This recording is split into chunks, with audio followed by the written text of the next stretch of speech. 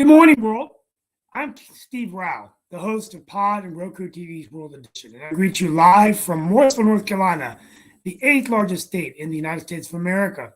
And on this show, we talk about global affairs, innovation, sustainability, a turbulent economy, nationalism occurring around the world, a war in Ukraine, and of course, all eyes on U.S. politics as we get closer every day to the 2024 presidential election. And right now, the Republican nomination looks like it's between Donald Trump, Ron DeSantis, and Nikki Haley, although others will be getting in. And of course, we're all assuming that Joe Biden will run again, but we're not really sure if that's the case.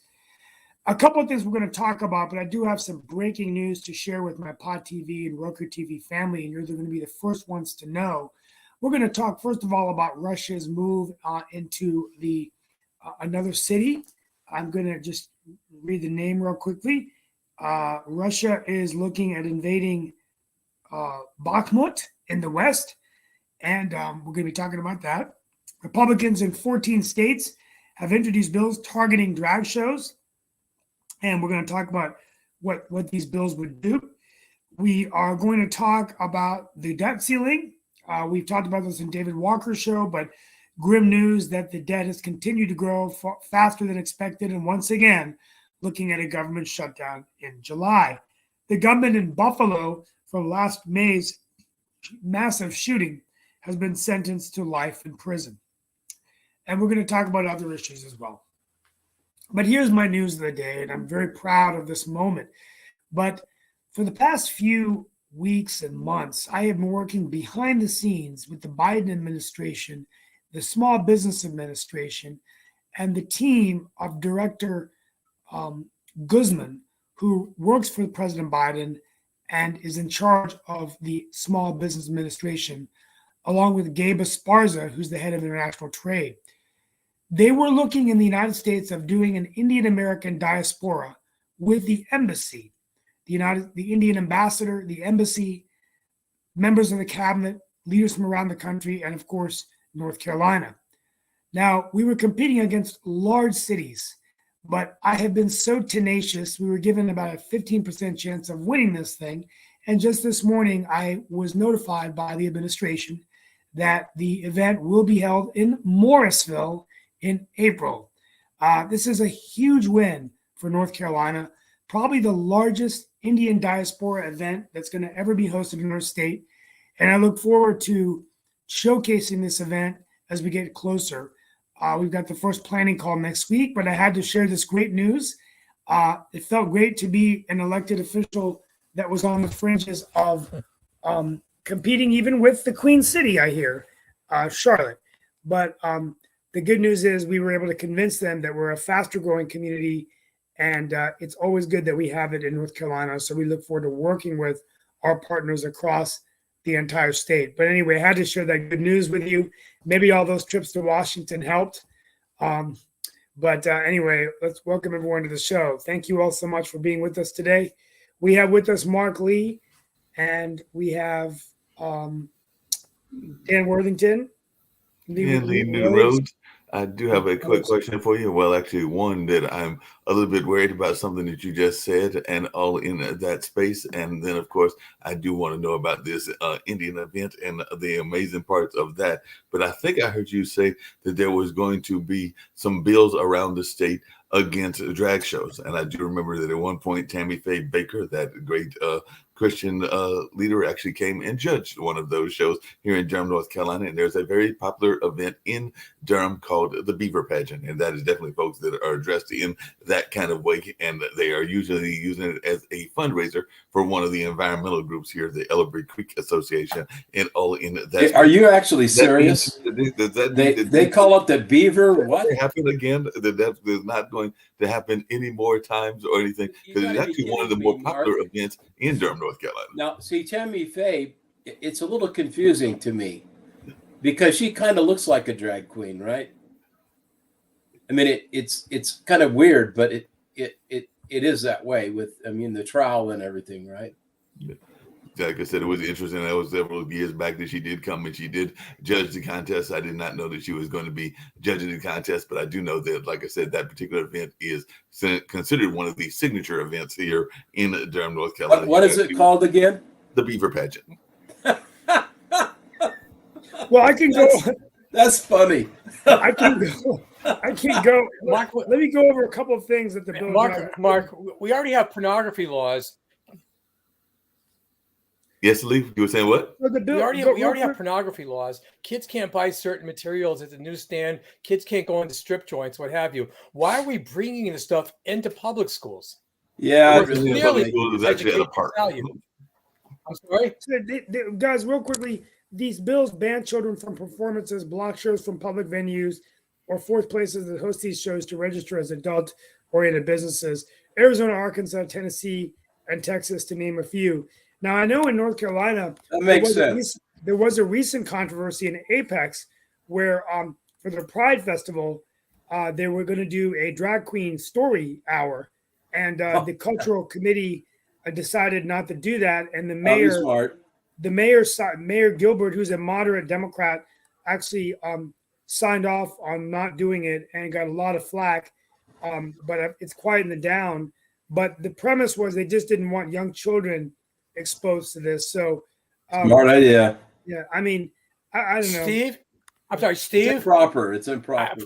Putting the stories aside, Steve, who wants kids to be exposed to this? Of what value is there? Educational Lee, or some whatever? of these, hold on a second. Some of these I think you performances guys are know where I considered stand on campy. this, but I'm not going to say anything because I'm No, in. but I'm in. Lee, I'm some of these public performances are office. done in a campy style. That is literally why the Beaver Pageant is done that way. I mean, they literally dress up as the animal, the beaver, and everything, and they will have different themes around it, whether it's Star Trek, whether it's Renaissance, or whether it's a number of other things within that theme. And actually, technically, you can go and bribe the judges and do a number of other things. So it is done totally in a campy nature, and a lot of times these performances are done in a campy nature, whether that's in New York or whether that's in places like North Carolina or a number of other places. So I think a lot of it has to do with the nature of the performance. And, one man's art might be another man's trash. You were talking about pornography earlier, and that is some of the things about art as well. So just because we don't like it doesn't mean that other people may not find it appealing as well. In public.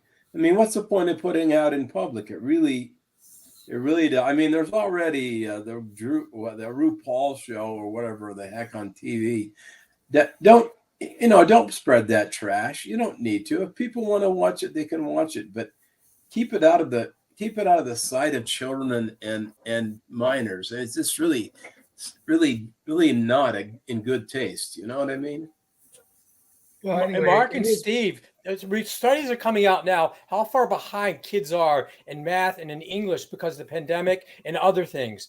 They can use more of that than this. Yeah. That's true.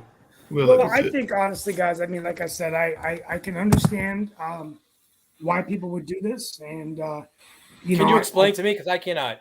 I don't really understand it. I can't really talk to it. Like I said, time and time again, I'm a Democrat, but a moderate Democrat, and I don't advocate for these issues. So I really don't. I focus. Yeah. Don't say. Yeah, I gotta explain this to you now. So that what's going on? You see, is you got these guys that want to express their feminine selves, right? And they want to do it in a public way, and it's just a sick thing that they got to deal with in their lives. And so what they try to do is make themselves feel normal about it rather than, Dan, you're making a generalization statement. One, the Beaver Pageant that I was just talking about was actually organized mostly by women. So it was women dressing up in this way as well. So women were dressed up as drag queens.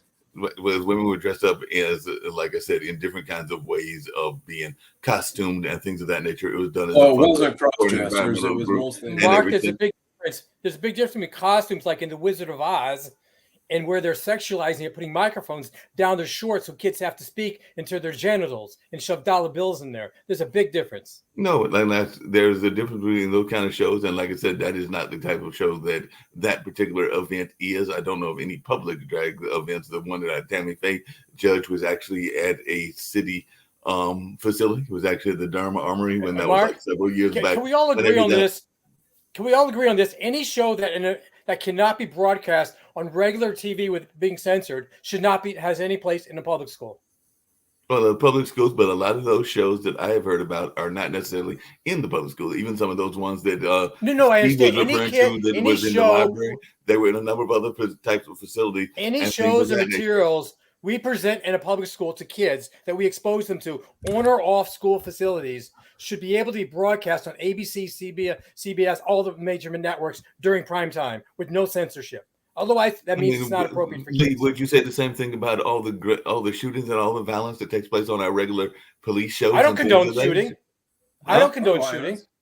I did not say that you did, but I'm just saying, but that is a regular thing that is shown on public television and on regular television. If we watch any crime show, they are totally shooting all the time, and a lot of times. Yeah, but the drag queens aren't shooting each other. Wait, Mark, you're making a point that I'm going to agree with you on. I don't understand this. Hollywood says we should take away guns from the regular citizens, law-abiding citizens, but they glorify them on TV shows and movies. To me, that's totally hypocritical. They have their own private security, but they don't want our guns, and they glorify them. You can't advertise for alcohol and cigarettes on television, but it's a legal product.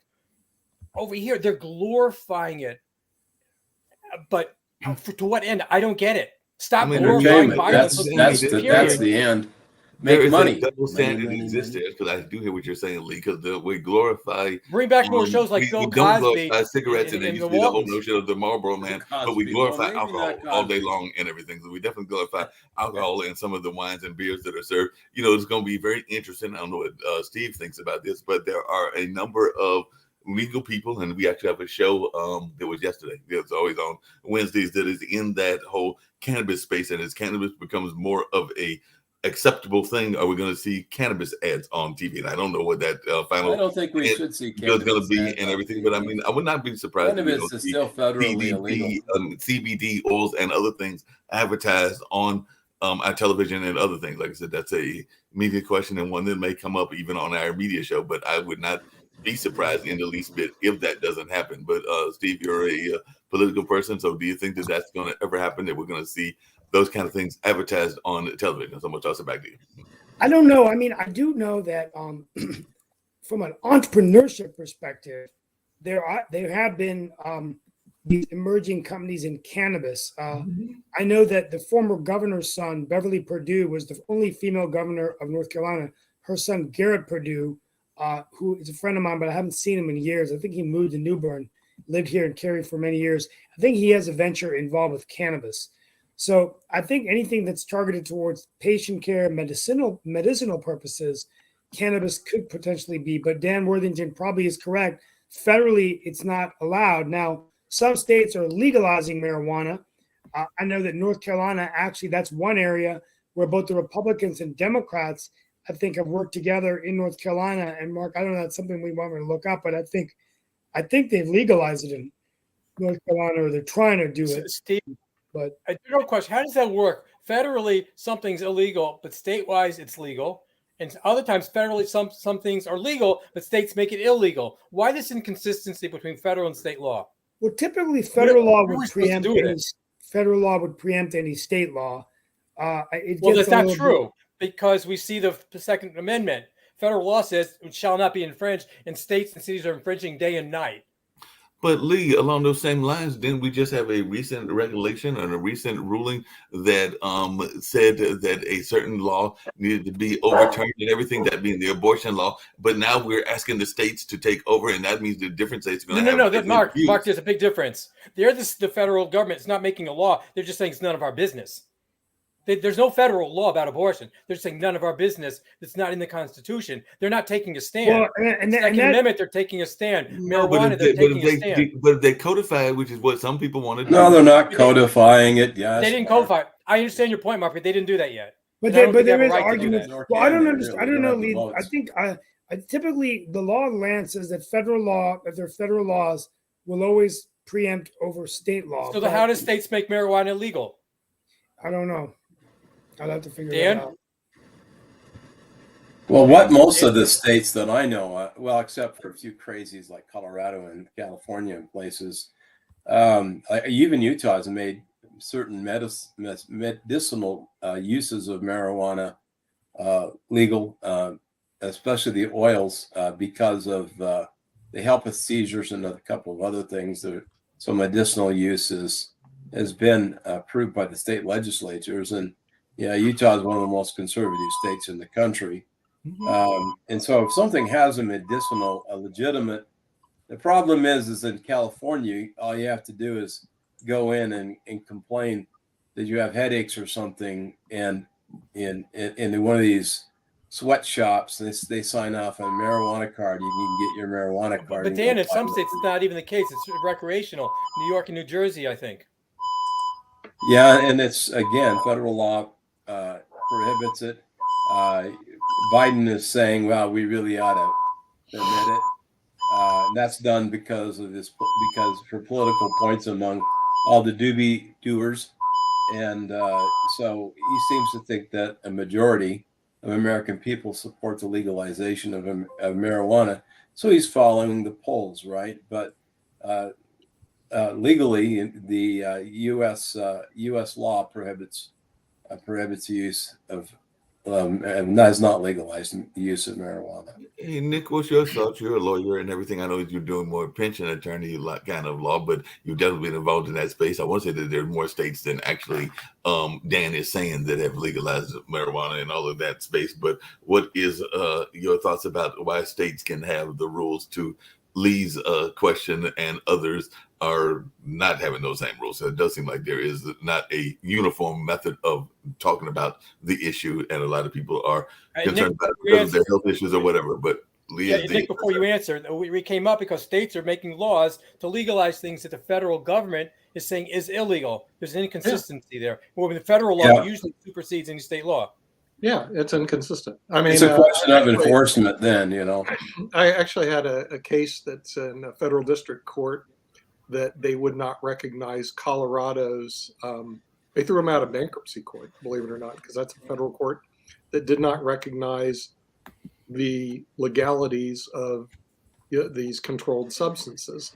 So what you have right now, Lee, is you have what they call a conflict between the federal laws and the state laws, where states like Colorado make it legal.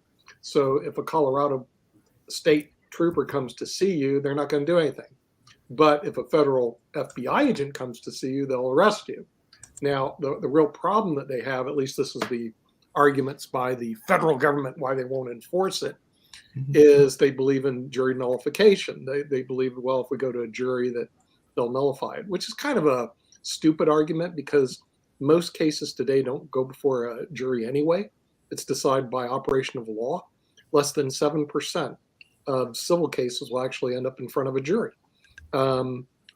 So really what it is, you have a federal government who's weak, who won't enforce their own law, and you have a state who says, yes, we're going to allow it to be legal. So it depends what judge you get in front of. So Lee, if you went in front of a federal judge, they're going to hang you. If you go from a state judge, actually, I have the answer to Lee's question. So, oh, you do? Good. The reason is the federal law lists marijuana as a Schedule I control, illegal drug. However, the Justice Department under Obama administration in 2009, and then even following that, I think in another presidential administration, basically said that there were guidelines that states could legalize marijuana. In most cases, it's for medicinal purposes. That's why in North Carolina, there's a lot of related venture-backed companies that are doing cannabis treatments and things like that. And when they say recreational purposes, I don't really know what they mean by that. It is kind of strange, though, because if you the other premise of why they would do it, to be honest with you, is that if you legalize it to a certain extent, then you could perhaps curtail a lot of these arrests and things for people that are possessing marijuana. But if you got behind the wheel of a car after smoking marijuana for a few hours, you would be, you're jeopardizing someone else's life, no different than if you had serious alcohol consumption. So, Obama was a big doobie user. I mean, Obama. No, hold on a second, Dan, because Also, I had a question really quickly for Sasha, because I can't remember which Unfortunately. district it is, but it's one province, I should say. But one of the provinces in Canada, and I know that you're based in Canada, was actually looking at legalizing almost the entirety of the drug surface and everything. Because I think they're talking about like heroin and a number of other things. So I just wondering how that was going. I want to say it was around maybe around British Columbia or something along those lines. But I was just wondering, is that something that is an issue in Canada, and are there other parts of those various provinces that are looking at not just making it around marijuana, but also legalizing heroin and cocaine and a number of the other drugs that are out there? There's no resistance in Canada to legalize some drugs, all drugs, half of the drugs, or so on. There's no resistance whatsoever. People who don't use drugs, they are not going to use them anyway. Now, people who use drugs at least should not be prosecuted if they believe that they have some kind of medical substance that helps them to feel less pain. I know that actually after my wife's operation more than a year ago, she was prescribed some CBD drugs, or not, but it was kind of a mixture of it was kind of a substance that had in it CBD. I don't know, from what I understood, she had fell asleep easier, maybe. I don't think that she could be cured by taking these drugs. Sasha? Yeah. Sasha, to your point that people who don't use them, it doesn't make a difference. To teenagers, once something's legal, like alcohol or cigarettes, there's more of an attraction to them. If it's illegal, a lot of teenagers, not all, will stay away from it. You think so? I think they make it available, they'll gravitate. Yeah. They will be even more attractive to something that forbidden, so legal. Let's take a break from cannabis and go to the Ukraine. Sasha, apparently Russian forces are about to attack another city. Can you talk about that? Russian forces. Bakhmut? I've heard a very interesting program yesterday when they were describing in details the possibility of Russia using nuclear weapons, because basically everybody here, at least in the United States, in the West, they do care only one thing, that Russia is not going to use nuclear weapons. If it's going to be strategic nuclear weapons, it's all-out war with very few survivors, at least in Northern Hemisphere, although there are some other opinions exist on that subject. Now, if it's going to be tactical nuclear attack against Ukrainian forces, then it's even more complicated. But in the first case scenario, you must respond, and that's the way it is. In second situation, you cannot leave it unattended. So there must be some kind of response from NATO, United States, etc. What kind of response that is? Well, several months ago, Putin was warned if he will use nuclear tactical weapons in Ukraine, NATO and the United States will not respond with a nuclear attack on its own. No. But they're going to use such destructive force that it will most likely, number one, Putin himself physically will be killed. And by the way, you know that he's now using the heavily armed train that takes him from one place to another as a precaution. Now, the all Russian forces in Ukraine will be destroyed. And in Sevastopol, the all-Russian Black Sea Fleet will be absolutely destroyed. I think that's pretty good deterrent. And this, as you know, their rhetoric about using nuclear weapons went down considerably lately. And many pundits believe that it's not going to be used in this war. So this is really for people in the West, in the United States. This is a far most important issue. So Putin essentially backed down. There is another reason why he did so. Don't forget that in Soviet Union times, most of the missiles and the nuclear bombs, they were all made in Ukraine. Dnipro, which used to be called Dnipropetrovsk, Kharkiv, and what's happening is that most of the people who are maintaining the nuclear weapons in Russia, including those who will have to follow a chain of command to actually implement them, they are all Ukrainians, native Ukrainians. Russians are saying that they don't understand how it works. They don't want to mess with that because because there is very little could be stolen from that. What are you going to stole a nuclear device? What are you going to do with that? So that's not the business for Russians to consider. Yeah. Actually, along those same lines, and it was in some of the news that came out.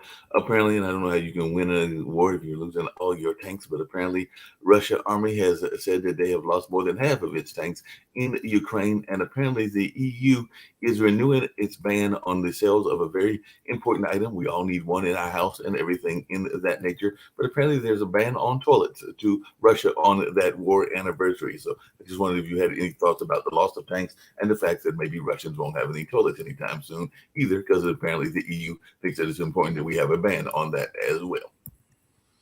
Well, what can I say about tanks? Yeah, a lot of tanks are being destroyed, but even more spectacular thing is that Russia has lost a skilled and wounded 200,000 people.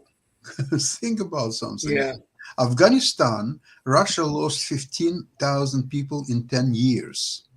And here in Ukraine, which they're considering the same people, the same nation, brothers and sisters, and all that stuff. All of a sudden, the brothers and sisters killed and maimed 200,000 Russians. How about that? That thing Yeah, alone, Sasha? and regardless how many tanks they destroyed, that's secondary in my opinion. Sasha, Yes. the 200,000 people. These are mainly men between the ages like 20 and 40. I would say so. Yeah. So Yeah. even during peacetime, that's a problem. Then would it not be for their economy? Like what these jobs that these people used to do? Of course, and even more important thing is that Russia's population is declining at incredible speed. So when you're taking out 200,000 men who could be having wives or lovers or other ways to, mind you, probably half of them were impotents and would not be that useful, but another half still could be used even when drunk and when absolutely in incredible shape, but they still could procreate. And when you're taking that out, the population of Russia in about 5-10 years will be probably half of what it is today. Hey, Sasha, along the same lines, and I think that you find this interesting. I know that Dan is not the biggest fan of the New York Times, but they did have an interesting article about what is going on in the sense of the rebuilding effort. So that was an article that was actually earlier today, but apparently there's already the push for a multi-billion-dollar industry that could be taking place once this war is done, which is the reconstruction of Ukraine once the war is over. So apparently there's already a Latvian roofing company, a South Korean trade specialist, a fuel cell manufacturer from Denmark, timber producers from Austria, and private equity titans from New York, and concrete plant operators from Germany that are positioning themselves around what is going to happen, because after this war is finally over, hopefully it'll be this year, and I think none of us wanted to go a whole year, and everything in that space, that there's going to be hundreds of thousands of homes, schools, hospitals, and factories that have been totally destroyed and that will need to be rebuilt. So there are already people around the world that are like looking at this as a windfall for their own businesses and things in that space. So I was just wondering your thoughts around that, because that was an article that I think was in today's New York Times about the nature of investment from the West, not just in supplying weapons, but also in the reconstruction of Ukraine once the war is over. They're saying it's going to be the world's largest construction site. Oh, yeah, Mark, thank you for bringing in out this information. The most important thing to understand here is that Ukraine has never went through a war like this one and never was part of the rebuilding process, which will follow the war, obviously. And Ukrainians themselves now, they understand that their managerial abilities and talents are lacking. They need Western expertise, how to expedite, how to manage this process. Now, of course, NATO and US expertise in war, how to conduct, how to strategize. For example, now it's been established that Ukraine will build 8 new NATO-based units, which will be united in 2 huge armies, fully NATO equipped. There will be no Ukrainian or Russian or Soviet-produced weapons. It will be fully NATO. So when Putin is complaining that he is fighting not just Ukraine, but NATO, now finally he's right. He's going to fight NATO. It will be Ukrainians, but they will have access to weapons and training and strategy. So when it will come to rebuilding Ukraine, it's the same thing. We need a management, American, Western European, to take over this very complicated process. At the same time, the corruption will be killed once and for all, because with corruption, there is no need to go into rebuilding or so, and nobody's going to tolerate that. And Ukrainians themselves, they don't want to tolerate it either, because when there's corruption going on, the people who are working in trenches and who are fighting on the front lines, they don't benefit from it at all. It's a few rotten apples that will be taken out, are being taken out. The complete audit is underway right now with the United States. Sasha? Both Democrats and Republicans are participating in it. Yes? Sasha, after during the rebuilding, there'll be money all over the place there. You're going to tell me it's not going to be corrupt the way contracts should be given out with kickbacks? Look, I don't want to go into details how it will be managed. I would imagine that all money will be managed by U.S.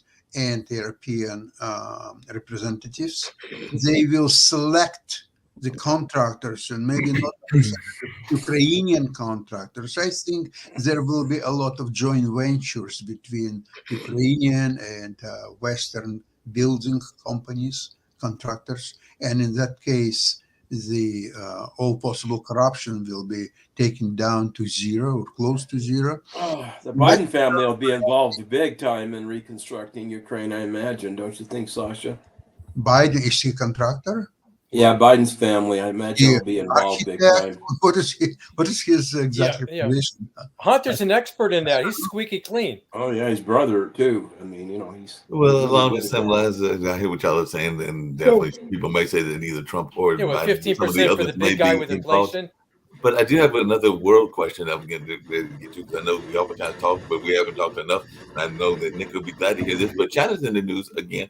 One, because they are hailing the cooperation that they're having with another state that is not one of our friends and everything, that being Iran. So apparently they're going back and forth and are having visits with each other and are cooperating. But the Wuhan, which is where supposedly, according to some theories, that this whole pandemic started at, is in the news again, because Wuhan is in the news because several elderly in China are protesting over their slashed health benefits. So apparently even in China, there is arguments around health insurance and things in that nature. So thousands of Chinese are retirees are protesting the government cuts to their benefits. So we sometimes talk about benefits here in the West, and apparently it's an issue there in the East as well. So anybody got any thoughts about this? Because this is happening in Wuhan, which is where the whole pandemic, according to some theories, started at, and all in that way. But any thoughts around this slashed health benefits going on in one of the largest countries in the world and everything? So any thoughts around what's going over there and this whole health benefits? And apparently there's a lot of Chinese that are protesting, even though sometimes when they protest, it doesn't always end that well. We know what happened in Tiananmen Square. Well, I think that the Chinese economy is really spiraling downwards the last year and a half. India is now the 5th largest economy in the world. They've overtaken them with population, but the premier of China's policies, I think, have really slowed economic growth down. So I think you're going to start seeing more of this happen with just general people out in the Chinese population that are getting their benefits cut and poverty increasing, and also an attack on capitalism. I mean, Jack Ma, who was kind of a hero in China, no longer really visible and no longer really speaking out there. So I think this is an example of China actually taking a shift back away from capitalism to authoritarianism and socialism, possibly, or maybe a hybrid of socialism and capitalism, which I don't know you can have. So we'll see what happens. We'll see. And speaking of authoritarian governments, and if anybody else wants to reflect on China, apparently there was a famous author there in Chile who was apparently poisoned. So apparently Pablo Neruda was poisoned after a coup, according to news reports. So You say his Chile was poisoned? huh? His Chile was poisoned? Well, the Chilean was poisoned. I don't know about Oh, the his Chile, Chilean, but- not the Chile. You don't know if it was Chile. Yeah, we don't know whether You got to it was be Chile clear or about the- these the things poison because was. it gets confusing, sometimes. Maybe it was Chilean bus. Could have been. Chilean Yeah. sea bass. Yes. Could have Yeah, been. Mark, what did he say or write about that was controversial that somebody would want to kill him?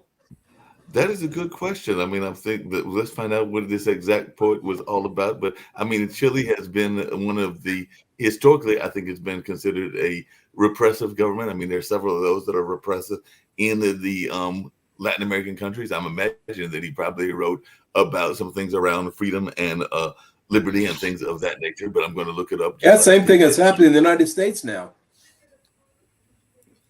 Hey, let's shift topics real quickly and go to the debt ceiling. So once again, news about the debt ceiling. I mean, We have no Guys, debt what- ceiling, Steve. they're saying the deficit has Change the gone subject even from worse than liberty we to thought. debt.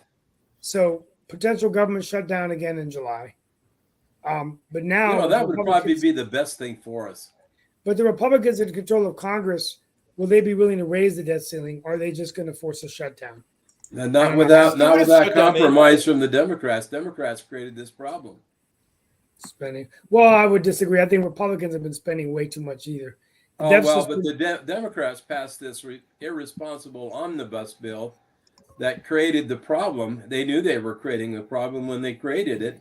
They did it on Didn't have purpose to create this some Republicans situation. signed off on it. I believe Republicans signed off on it also. Some did, but they had So the votes to carry it without it. Well, I tell you, the father of our debt, though, unfortunately for you Republicans, was under God rest his soul, former President Reagan, who grew our deficit from 738 billion to 2.1 trillion, and led the U.S. for the world's largest creditor to the world's largest debtor nation. So Ronald Reagan was actually the president of the United States, quite frankly, that was responsible, began the debt that we're in today. Wait. Steve, both parties have blood on their wait a hands. minute. That's- I Yeah, agree. but for Republicans to say that Dan Worthington just said it's a Democrat's fault. Steve, Your hold a minute, conservative hold a minute. hero, Ronald Reagan, created the deficit we're Well, in let's today. go attack dead It's people. Reagan, it's okay? Donald Well, that's Donald the thing Trump. to do. I'm not attacking him. No, because I'm he's talking dead, but about in Donald the Trump last added- several months. 738 billion to 25% Now, 1 trillion. not 20 years 25% ago or of 30 debt years ago. was accomplished Steve, you're under the being Trump disingenuous, administration. and you know you are. Dan, 25%. Oh, well, hold on a Wait a second. second, Mark. Dan, Republican you debt. don't want to beat up Now on they dead don't like it. presidents. How about live presidents like Trump? He signed an Trump. irresponsible budget, and he said, No what? I'm gonna question do it, about but hold my that. nose, I'm not going to do it again. He shouldn't have Well, signed it to The begin point with. I'm trying to make is all the No, I Republican and agree. Democrats are responsible for the debt. every Hey, one. hey, No, the Democrats are responsible for hold on the a second. problem with the debt ceiling currently. I hear what both of They're y'all the saying, but ones hold on a that second. I passed do that have a omnibus question bill knowing that I they was couldn't actually going pay to toss to Steve, because I know Steve is a big fan, and he said it several times on this show, of infrastructure and infrastructure changes and everything. That is actually coming up in Ohio, because part of the concerns around this whole train derailment is regulations around the trains and everything. So I just wonder your thoughts about this, and do we need to have an investigation into what's going on with trains? Because apparently there was a toxic chemical train derailment, and they're still waiting for answers 2 weeks after it happened. And all in that space, I think the U.S. EPA administrator is going to go there to visit East Palestine, but a lot of those people are up in arms because they are wondering about our antiquated, and there's no doubt about it in my mind that we have an antiquated train system, especially Nick, you would know better than me. You've traveled around Europe, but it seems like some of our other trains in the world are much more advanced. Not saying that we don't have good transportation. No, we don't. Use mass transit all the time, and the buses actually work well, even though we need I some like more my car. diesel buses. We have a third world train system. The only thing that we would compete against is India, that also has a third world train system. Unfortunately, the first world train system is in China and Europe. The third world train systems, United States and India. So the thing is, we just have to. Well, we're not using steam locomotives like India is. We don't we have do steam have the locomotives. diesel. Are you sure? The diesel pushers mostly. You know, yeah, but I'm just telling you, the thing is, and I don't know if the infrastructure bill is designed to actually put in high-speed rail, which actually exists in first world countries like Spain, Italy, most of Europe, and China. But our second world or third world country, the United States of America, we still have these old diesel locomotives. Because of distances, it's really not. And Nick, it's when really you not, say high-speed rail, practical. And distances. Nick, Have you ever looked at a map of China or a map of Europe? The distances are the same. That's just a Yeah, but that's see, just we're bloody giving excuse. money to China hand over fist, so they're using our money to build their infrastructure. And that part I agree with. That's yeah, I true. mean, it's not the other way Our around. money I is mean, built they in turn China. around and That's give really us money brilliant. to build our infrastructure. Well, happy day. Mhm. But we've been driving the Chinese economy as consumers for decades, and the trade imbalance has become ridiculous. Yeah, It's one because of we the want to things buy that cheap drives goods. one of the economic drivers that drives all this, and part of it is corporate greed, right? And the way American consumerism, right? So the corporations set up Chinese corporations so they can get cheap labor, so they can sell the goods cheap. That makes the American people happy. But now suddenly we're seeing that some of our critical resources that need to be produced in our country for strategic reasons are not being produced in our country. Why? Because they moved that production over to China too. We're going, whoopsie daisy. Maybe we need to do some things to straighten out this problem because we're strategically relying on China for those specific parts and those specific goods and services. Dumb. Okay, I can ask this point of view, if I may. Okay, there is a huge outsourcing of high-tech companies, including Apple, and just name any of them, to production to China, or at least some of its parts, or so on. So if United States would outsource their high-speed railway to China, they would build it in no time. We just borrow money from them. They have know-how. They have everything. They will build It it. takes there's so many feasibility. I mean, they'll bug every train car so they in can North listen Carolina, in. we're working on Just like we commuter do, rail right? feasibility studies. They're looking where Mark and I live to have 43 miles of track, commuter rail, not even light rail, going all the way from Cary and Morrisville to Raleigh and Garner. But I tell you, they passed a couple $1 billion transit referendum, which was passed with a sales tax increase. And it's still, we don't have any construction beginning, and it's been close to a decade. They're still doing feasibility studies. I would argue there's been more than a decade. It's probably been, because I remember some of those public hearings and everything being almost 15, 20 years ago. So yes, definitely that whole why is it taking so long to build the tracks? Way too long. Why is it? I mean, so we can't even get to the track building stage. We're still having conversations and studies around whether folks want and well, that's the thing. You know, public transportation spreads crime. We know that. And so the problem is that why create a larger problem? So the problem is that if you create public transportation, the thugs can go out into the suburbs and steal from and do whatever they do to get money for their drugs or whatever in quiet neighborhoods, and that's the argument against public transportation. Well, don't public The transportation. argument, that might be the argument, but I can just use Durham as an example. The buses go down by Trayburn and Crosdale regularly, and I have not seen an uptick in those neighborhoods because of kids coming from certain inner cities, because they do have usually some sort of security in those places and everything. So I cannot argue that what you were saying, and I'm going to use in one isolated incident, is necessarily the case that folks are like going in mass droves to the rich areas. And Nick, how many folks have you seen coming from East Raleigh into your neighborhood? You're a trust fund baby, as Shaquille likes to jokingly say all the time. Nick lives in a gated community, does he not? Oh, I'm sure he does. Now, the final talk of the day is we've got the Michigan State gun shooting, Right. which celebrated 1 year. The year ago was the Buffalo shooting in last May. In North Carolina, there was a lot of gun shootings in Raleigh the last year, 3 to 4 gun shootings, one in a residential neighborhood. So we continue to see these gun shootings take place, and I'm starting to lose count. And I don't know whether it's because they used to not cover them as much, and now every time there's a shooting, we cover it. But it is a bit alarming. It It is a covered bit it the alarming. whole Wait, time. Steve, these are all horrible, but can we include all violence, please? Like knifings, like in Utah where these college students were killed, not strictly zero in on That was gun, in but all Idaho. violence. That was Idaho. Idaho, I'm sorry, thank you. Well, I mean, I don't know what the problem is. I don't think that it's I mean, part of the problem is a media problem, which is, to your point, if it bleeds, it leads, is a very real thing in media, and definitely a lot of media outlets cover those kind of things on a regular basis. To your point, Lee, the knifings, I don't know, are as much on the record of the police logs that some of our journalists go to for their sources, because there's a lot, and I can say this as the person that is in the journalism field, there's a lot of lazy journalism that's out there as well, which means that you go to the crime blogs and you go to a number of the other things and you find whatever those sensational stories are, and then you just kind of like put those out because that is what the perception is the public wants. I actually believe that a lot of times the public would love to hear positive stories about what Mark, you are doing in, like, say, I hear you, and I think you're being polite. I don't think it's lazy journalism. I think it's intentional journalism. If there's no agenda, why cover it? In other words, if it's a car ramming, what are you going to do? Ban cars? If it's a knifing, what are you going to do? Ban knives? No. So, but if it's a gun, we want to ban guns. So, well, I don't think it's as narrative. intentional as you think it is. Like I said, I've got some friends that are on the. Well, you know, public the thing that side, protects but I'm not saying America that it is from not invasion from foreign outsiders, I don't is think the that it's fact we always have the as Second Amendment, deliberate as folks we think. have I our do think guns, it's lazy right? journalism.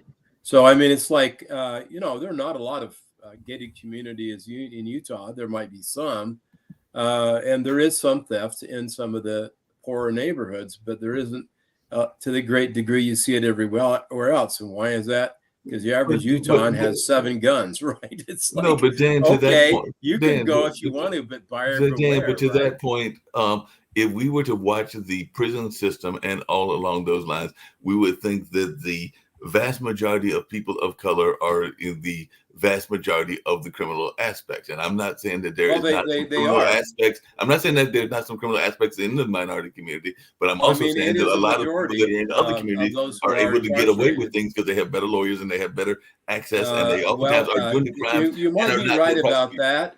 How many folks are doing cocaine in some of those rich neighborhoods that the police aren't even going to? And I know. Just in Obama's White House, right? They were doing cocaine. In Clinton's White House, they were doing cocaine. I mean, you're right, but and so the problem is that maybe we should be incarcerating more white people too. That'll make the black people happy, right? We should incarcerate. I'm not saying them that. all. I'm just saying that we need a more just law system. And most people. No, the problem isn't that the blacks who are committing the crimes don't deserve to be in prison. They do. You're saying that white people get off more frequently, and I agree. They shouldn't be getting off. And so they should be going to prison too when they commit the crimes.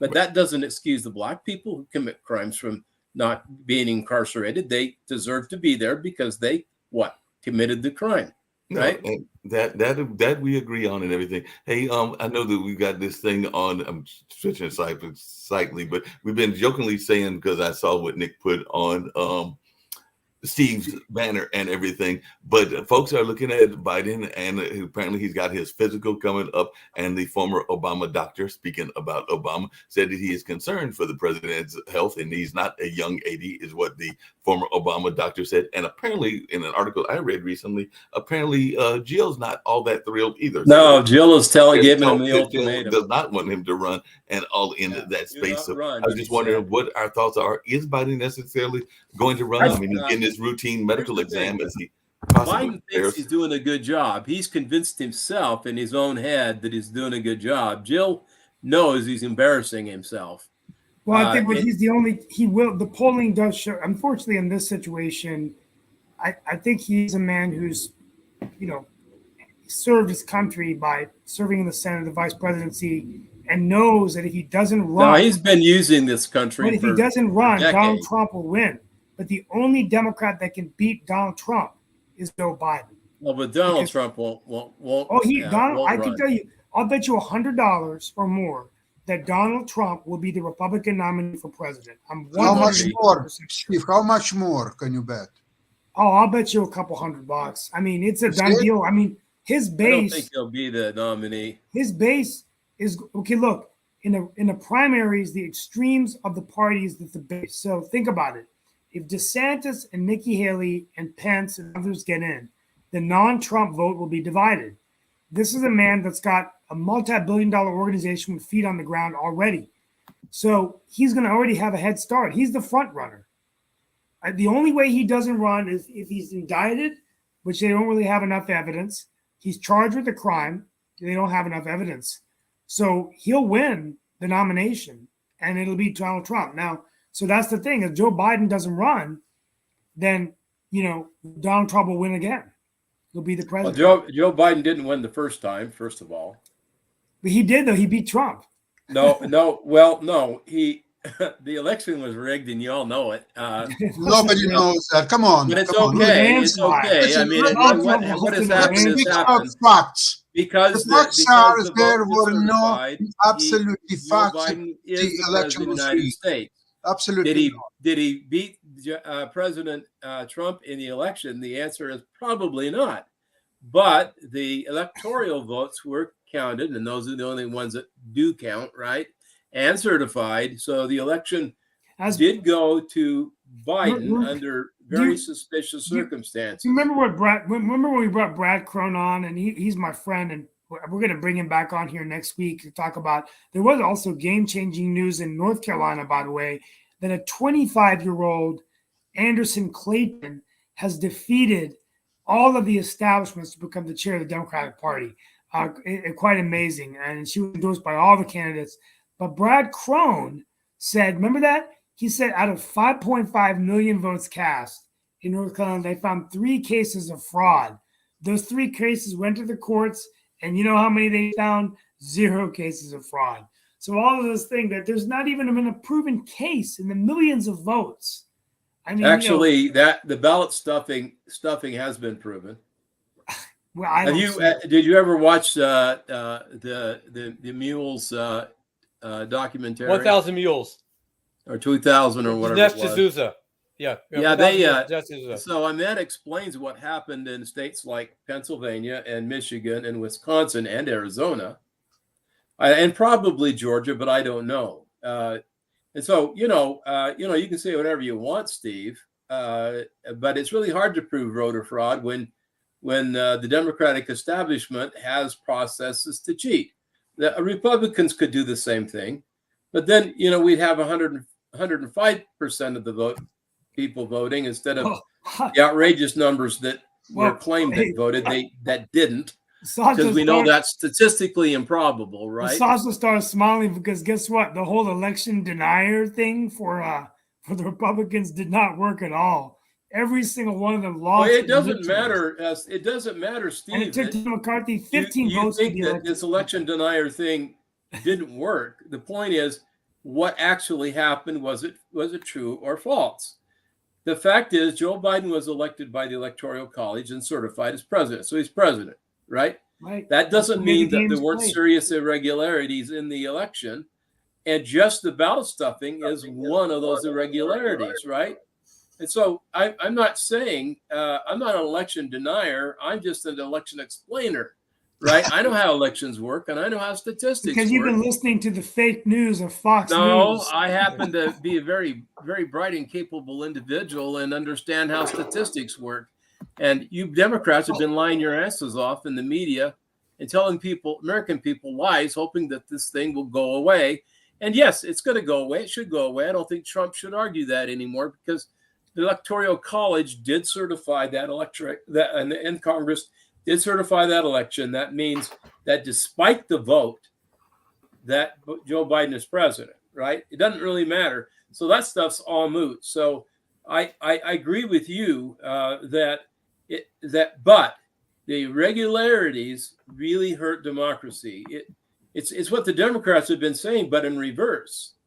These voting irregularities hurt democracy. So, Steve, do you agree that if there's ballot stuffing going on in major cities and major But there's no major proof that parts there's of the been ballot country stuffing. in close states, Well, I is don't- that But Dan, where a are you threat getting to it? democracy? I gotta I'm get asking ready. the question. Answer the question. But Dan, you're making it up though. These are absolute lies. No, There's been no ballot if stuffing. ballot stuffing is Where- happening, where- in show me these the major evidence of ballot jurisdictions, stuffing. Is that a concern for democracy? Yes, it's a concern if it can be proven. But Yes. there's been no proven. What you're telling They me are have absolute proved it. lies. They have You're on a proved news it show and you're telling a statistically lie. with cell phone use and these mules who came and delivered those You ballots. can believe Dan, whatever Steve's you making want, a Dan. point, There's though. no ballot stuffing. Dan, Steve's making a point, which I happen to hear, that no one's been convicted of a crime. Nobody's been. Oh, I convicted know, of and crime. nor will they be because this It's was your all Dan. this That's was all your a freaking opinion, but there's setup, been no evidence of ballot supported by stuffing, and you guys have tried this time and supported time again, and you the keep media losing. and supported by corporate America, Mark? Facebook. Yeah, and it's other time to criminals. wrap The everything up. show's almost done. I just Yeah, want to hold on a mention second. something. We can get to this later on. I would definitely get ready to just say a couple of light stories and then get ready to have Steve do his closeout and all in that space. By the way, I was trying to bring up a video, but I'll bring it up tomorrow. For those that are wondering about the Black History Moment or the African American Yeah, History Moment, please. today's focus will be Alan Imtaj, who, by the way, created something called Archie, which was the early creator of the search engine. So if we're on Google or we're doing any of these other search engines, there was one before that called Archie, and Archie was actually one of the creators. Among others was a gentleman by the name of Alan Imtaj, who is from Barbados, and maybe tomorrow I'll bring up his 3-minute acceptance speech where he talked about the open source nature of the internet and how the internet has been used and a number of other things. But that was one of the early creators of internet search engines, and his name is Alan Imtaj, Emtage. If folks want to look it up and all in that space, and I will have hopefully a video for him tomorrow. And on the lighter note that I was getting ready to get to, tomorrow we do have a special guest. I know that some of y'all are fans of special guests, and the guest tomorrow is actually in the wine space. So they will be talking about some of their thoughts and the reflections around the wine industry and things of that nature, as I recall. And last but not least, and then I'm gonna kick it to Steve and everything. And this is like one of the light-hearted stories, even though it's a serious story. But over there in Ireland, a man was actually, and I don't know if this is the animals trying to have a rebellion or whatever, but he was killed by his chicken in a vicious barnyard attack. So in the news that a man was attacked by his chicken. That's payback. That's payback. Well, folks, it's time for my closeout. So, Mark, bring me to solo screen. I want to thank you all for being with us today. Yes. My final closeout is the continued crisis we're seeing with these tech layoffs. As many tech firms want to go back to pre-COVID staffing levels, they've been cutting their job force. And tonight I'll be speaking at an event inducing Congressman Wiley Nickel on reforms he wants to bring to skilled immigration. But we have many H-1B workers who are losing their jobs, and they have to leave the nation in 60 days after losing their job, or if they don't get a sponsor. Now, I understand and totally agree, even with Dan Worthington and others on the show, who have said we also have an obligation to put American workers back that have been educated in our system. And for those out there who have been educated in our system that are American citizens, we definitely want them to go back as work as well. But I think the challenge we face, and I believe it's a challenge, is a brain drain that's occurring. The United States has always been the destination for the best and brightest in the world who come here to start their innovations, to start their businesses. They've driven economic growth through the companies they've created, millions and millions in our university system here in North Carolina. But the most important thing is starting companies. We often forget that for every company that we create about 6 jobs. Last year, Elaine Marshall, our Secretary of State, incorporated 93,000 companies, the highest ever.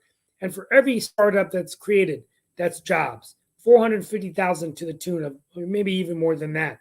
Imagine if we accelerated the path to citizenship for these skilled immigrants, and if they weren't able to get a job, they could start a company. We talked this week about AI. What if they were starting companies in these emerging areas? We could replicate job creation in the United States of America. At the end of the day, I think it's a battle for these entrepreneurial jobs. John Chambers predicted a few years ago 15 million in the next decade as we automate away 40% of the jobs we know of today. Where will those jobs be? Will they be in Mumbai? Will they be in Toronto? Will they be in Europe? Who knows? For selfish reasons, I want them in the United States of America and obviously in the great state of North Carolina. That's my final take for today. Look forward to seeing you tomorrow with our special guest where we could talk about wine on a Friday. It is Wine Down Friday after all. Be safe wherever you are. This is Steve Rao on Roku TV signing off. Have a great evening and great day wherever you are in the world.